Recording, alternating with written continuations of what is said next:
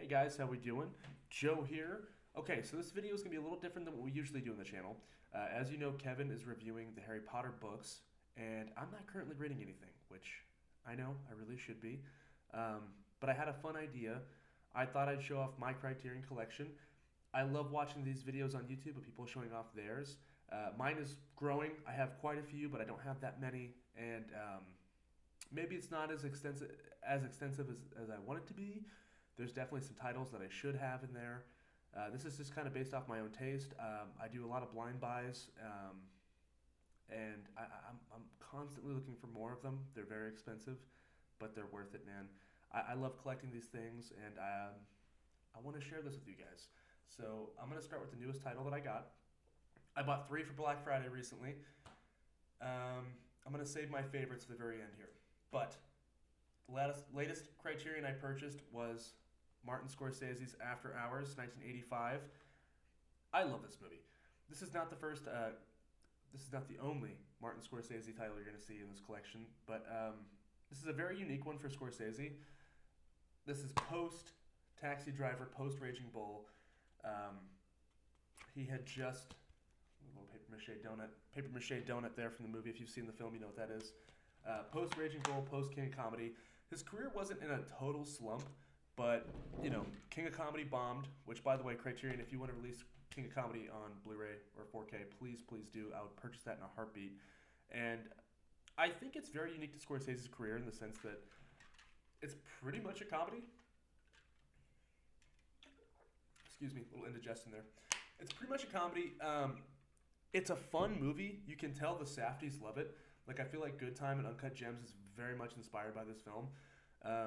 Griffin Dunne, Patricia Arquette, Will Patton, Cheech and Chong, like so many great movie stars in this movie, and very small budget. It's a tight film. If you haven't seen that one, I'd really recommend it. It's not for everybody. I've shown this film to several of my friends, and they weren't the biggest fans of it. I think it's awesome. Like I loved this the first time I saw it. It wasn't like a mixed watch for me at all. Just a really fun late night movie. So yeah, this is one of the newest ones that I purchased. I got this the other day. The next two kind of go together. Kevin and I recently watched The 25th Hour. Spike Lee is kind of a huge blind spot for us on our channel. We love his movies that we've seen, and we would love to see more. It's kind of sacrilegious to not own Do the Right Thing. I purchased this one. Now, this is one I have seen. 1989, by the way. I have seen this film before. I saw it one time.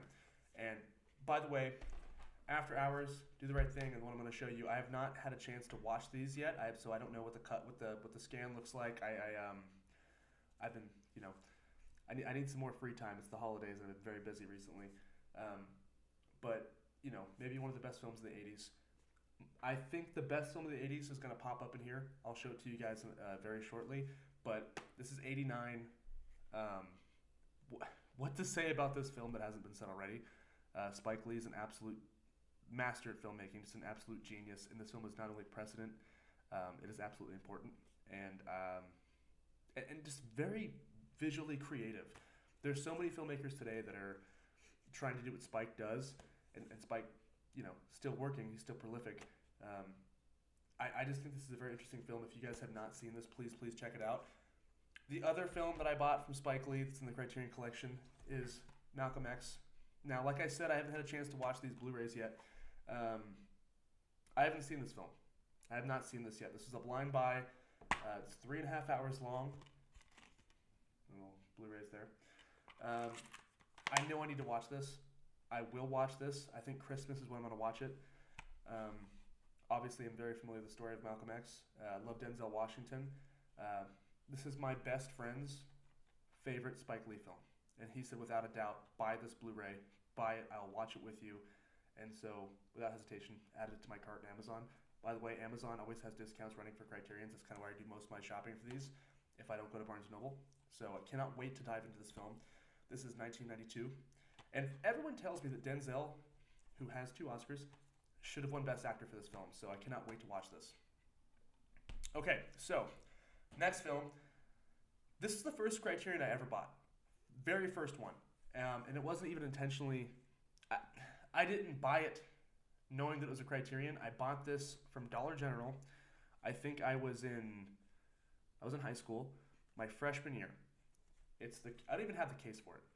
I got it from Dollar General in their little Blu-ray bin. It's the Curious Case of Benjamin Button.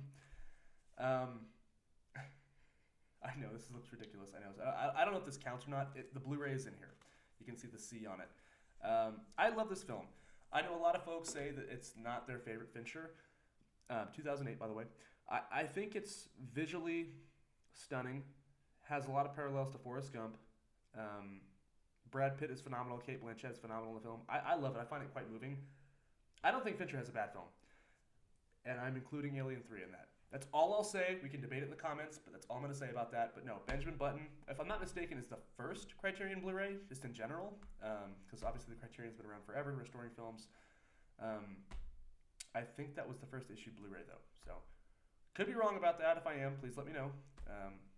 Like I said, my collection's growing. I'm not the most knowledgeable about these Blu-rays and their history, so please inform me with love, not with hate. All right, next Blu-ray is a double feature. Police Story, Jackie Chan. Police Story 1 and 2. These movies rock, okay? They are so cool. Jackie Chan directs these films.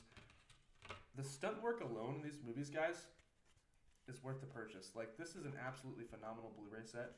I bought this as a blind buy because I love good action films. There's Jackie right there.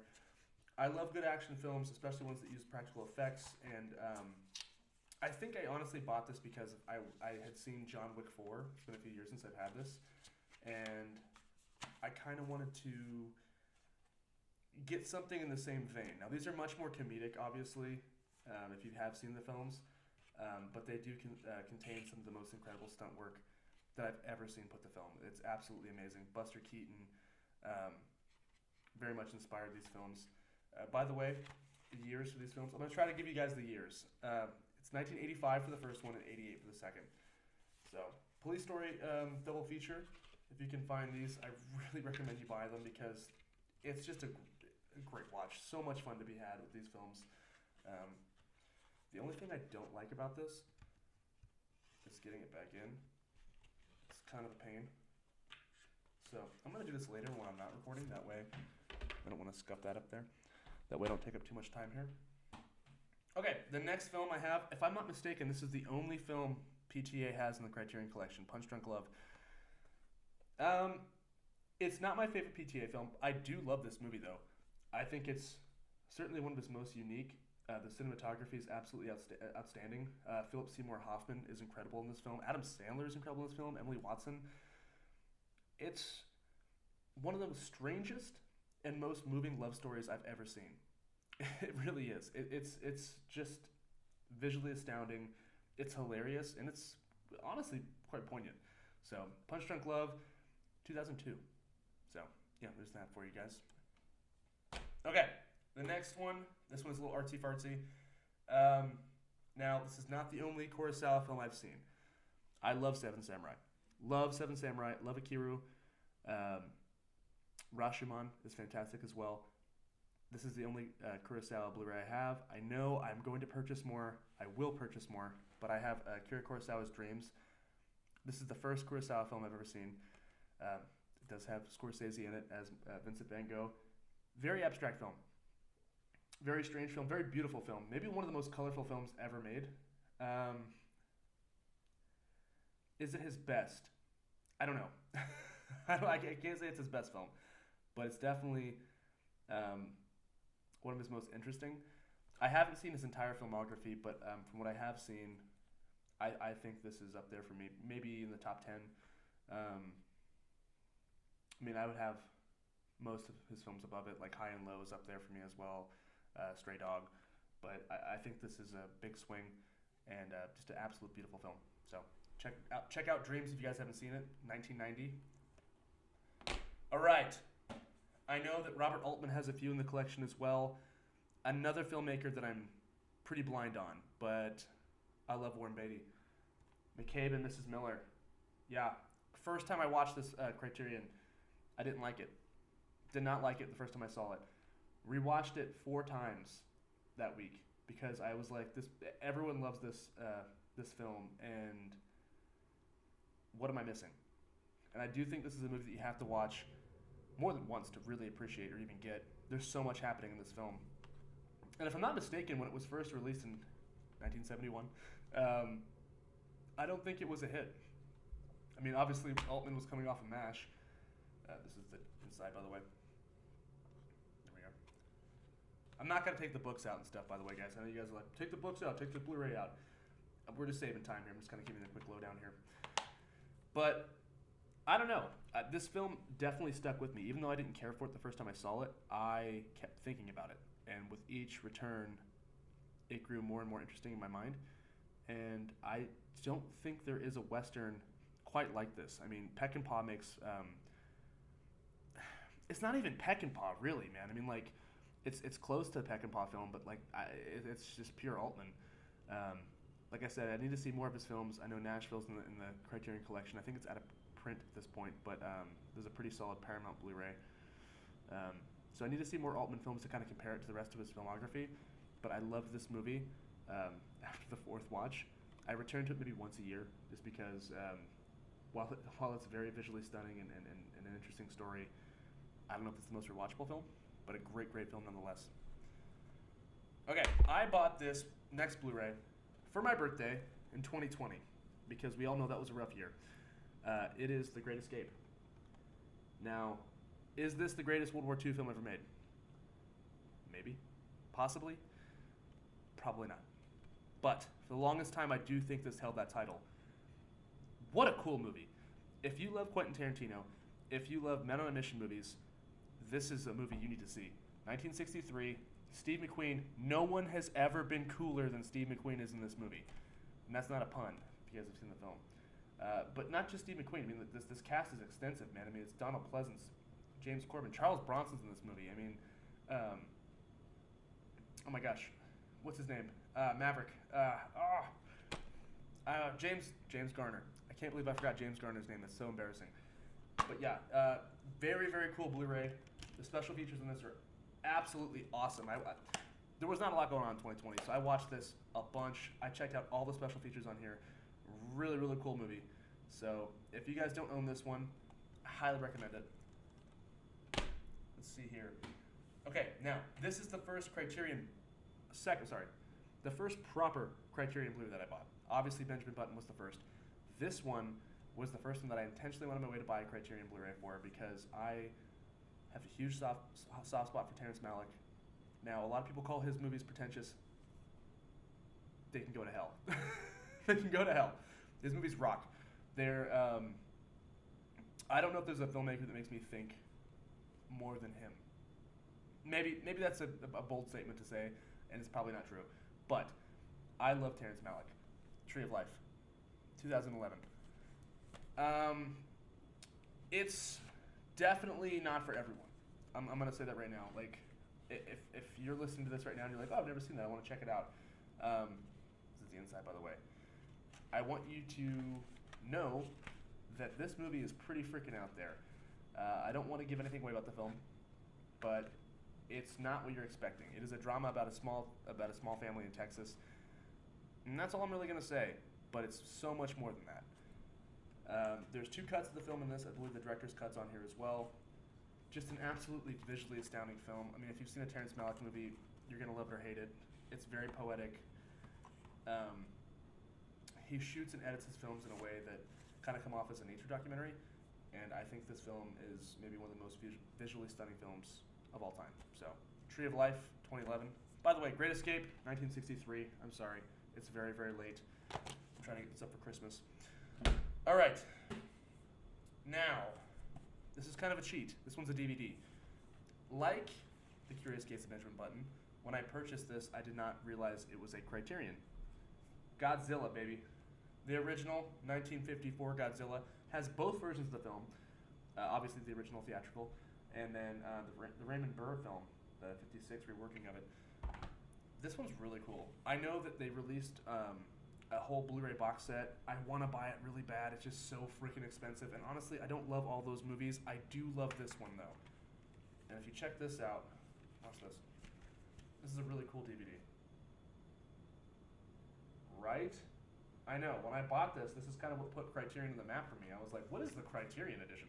Or Criterion collection? So I started paying more attention to DVDs. I think I was in high school when I got this. I might have been like a junior or something. But nonetheless, I watch this all the time. Now that Max has them, I watch them on Max more than I actually watch the DVD itself, but I'm really glad I have this, and it's not leaving my collection ever. So, that's Godzilla, 1954. I've talked about this next film several times recently because we've done Francis Ford Coppola's The Rainmaker, and we just watched Mickey Rourke in Diner the other day. It's Rumblefish. This is a very underseen film. He obviously made this, is 1983 by the way. He made this film while he was working on The Outsiders and S.E. Hinton novel, obviously. A nice companion piece to The Outsiders. I think this is a better film than The Outsiders, and that's because of Matt Dillon and Mickey Rourke, man. Also, the black and white photography in this film is absolutely astounding. It's a beautiful film to look at. Heartbreaking. Much more mature than The Outsiders was. You have a young Nick Cage in this movie as well. I watched this film, and it honestly stuck with me for days after I've seen it. I watch this once a year, maybe. Just a beautiful film. I know that after Apocalypse Now, a lot of people think that Coppola's washed, and maybe he is. I don't know. I'm not going to talk crap on the guy. He's made 4 or 5 of the greatest films ever made.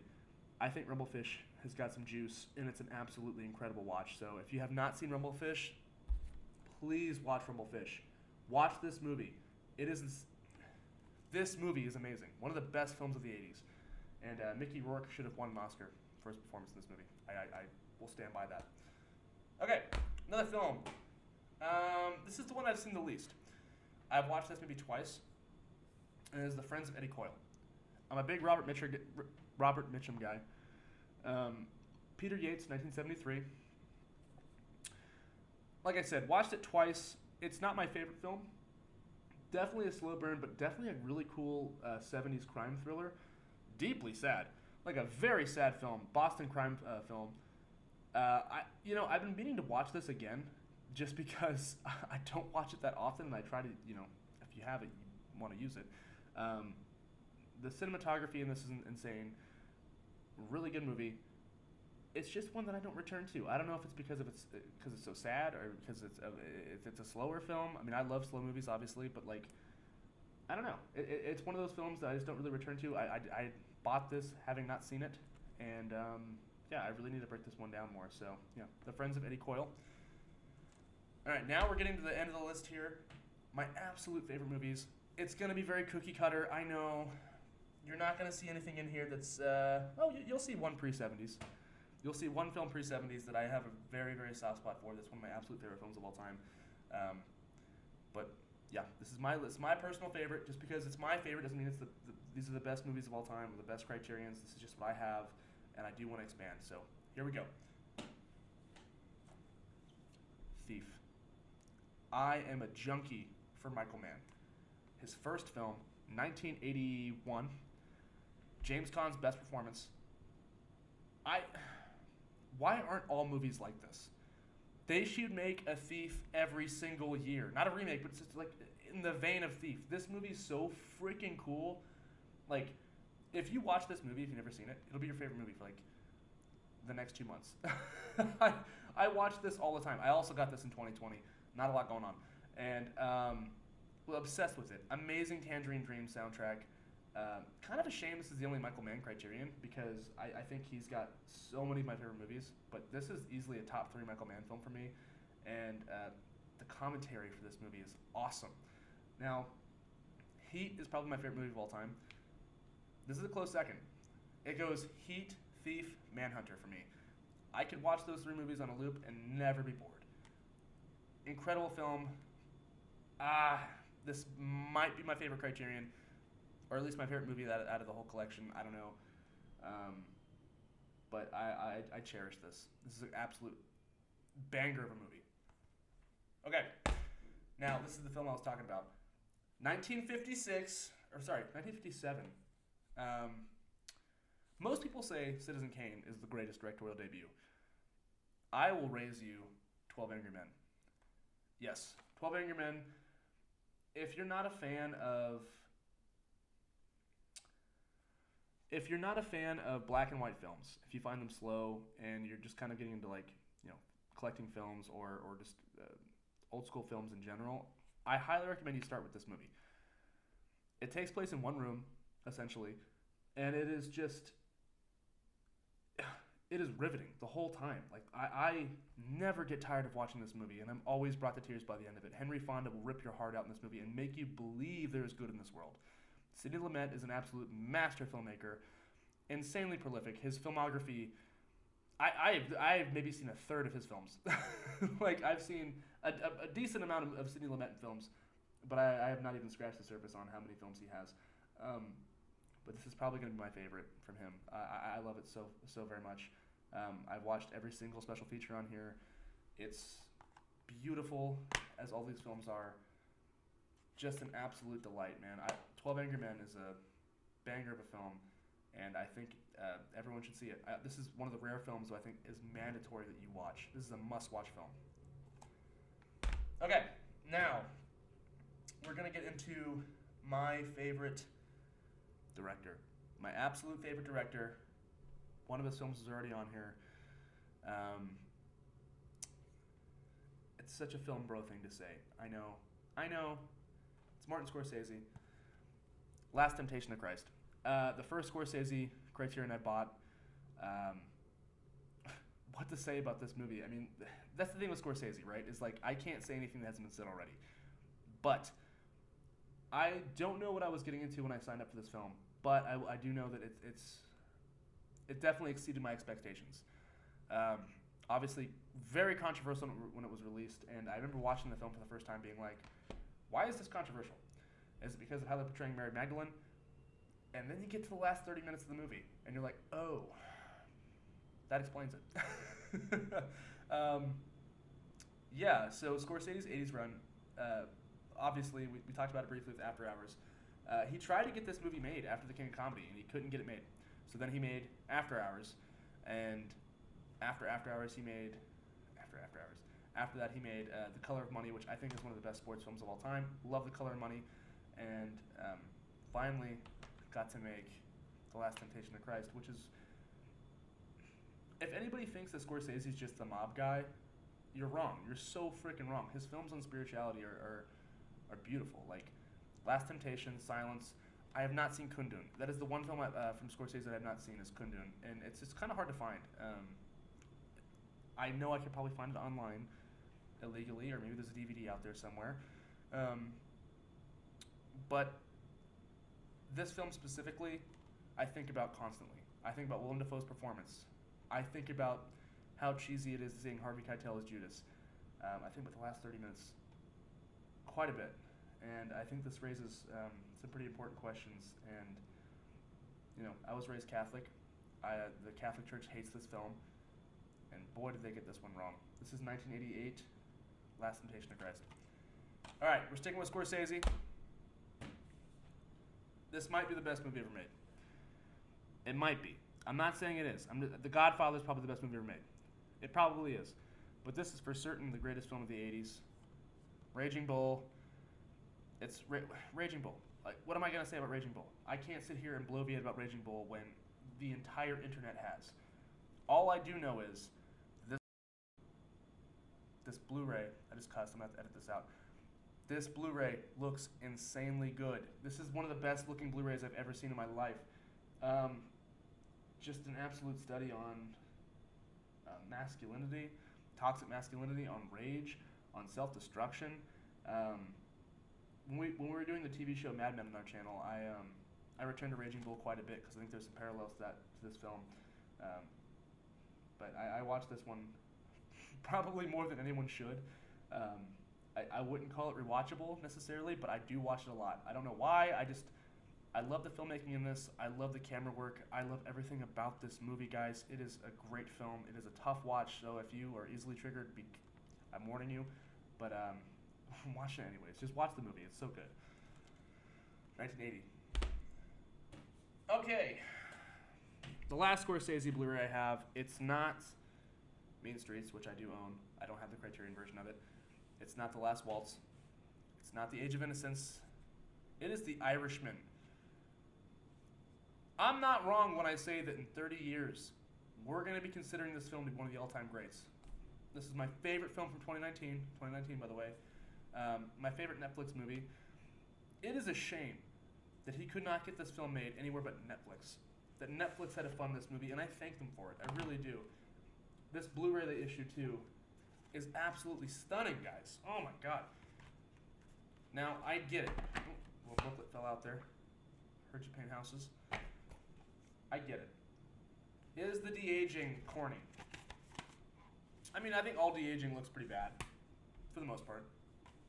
But I think this is a film that I can forgive. Maybe it's because of my own bias towards Scorsese. Maybe. But at the same time, I think at some point in the film, you just kind of forget. You know? Like, maybe you don't forget, but like you just don't really notice it as much anymore. And I've had this argument several times with friends.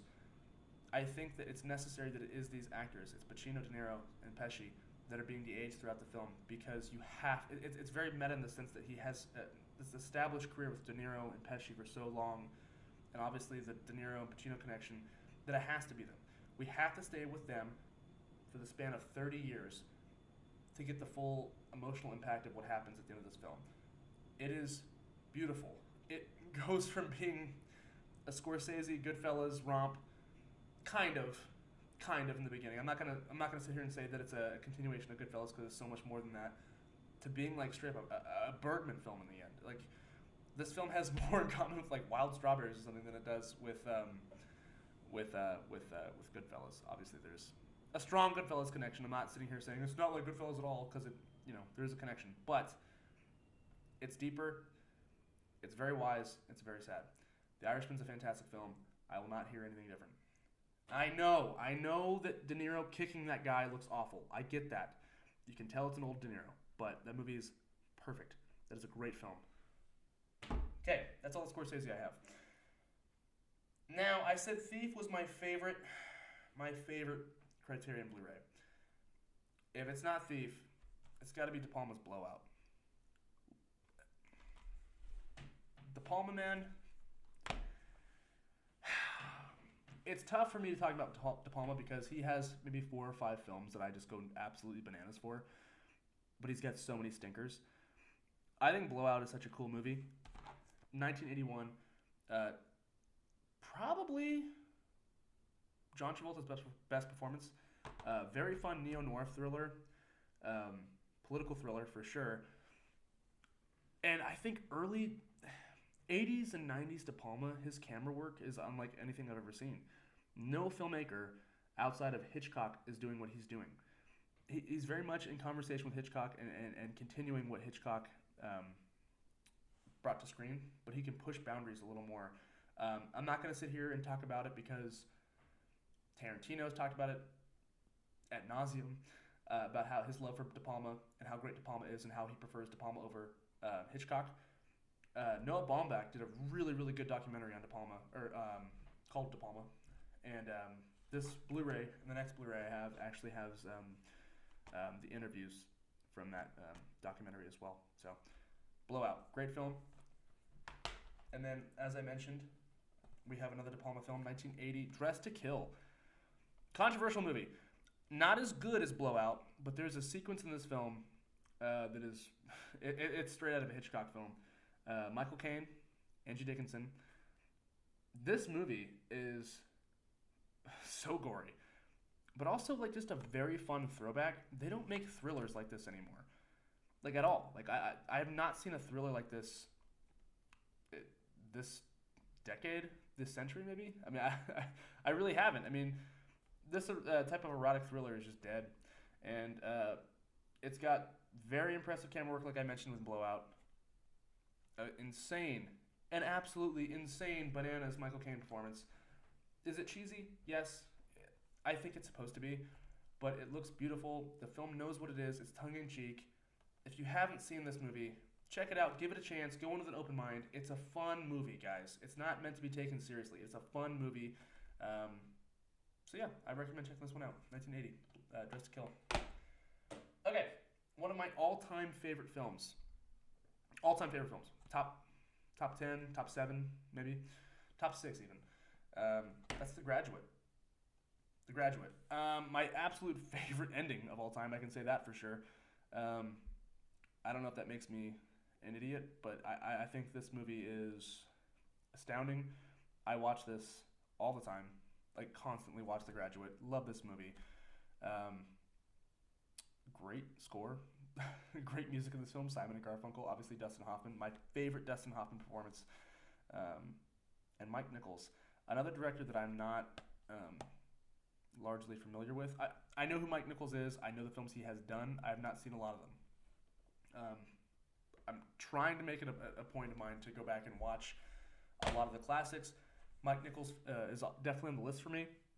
Obviously, we do this channel full time, so it's kind of hard to see new things, and I go out of my way to avoid watching new things just in case we do it on the channel. But Mike Nichols is a guy that I want to just absorb because this movie is just absolutely delightful. It is so well written. It is so well acted. It is shot way too good for what this movie is.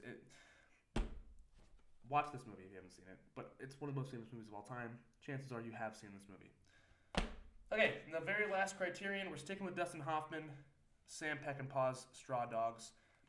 I'm so sorry, by the way. 1967, Graduate. Straw Dogs is 1971. 1971, very controversial year, because we had Straw Dogs, Dirty Harry, The French Connection, and A Clockwork Orange come out. And all of those films are quite violent. And not only violent, they feature like some pretty explicit nudity. This might be Sam Peckinpah's best movie.